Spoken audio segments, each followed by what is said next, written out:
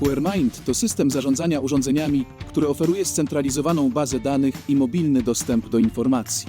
Dzięki kodom QR identyfikacja urządzeń i dostęp do danych jest szybki i wygodny. System zapewnia pełne zarządzanie cyklem życia urządzeń zgodnie z dobrymi praktykami produkcji.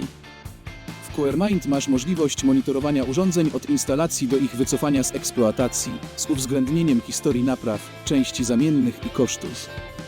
QRmaint monitoruje awarie, analizuje ich przyczyny i wspiera planowanie prewencyjne w celu zminimalizowania liczby awarii.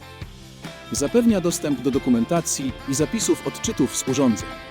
Ponadto pracownicy mają możliwość monitorowania przystojów, co przekłada się na większą dostępność maszyn.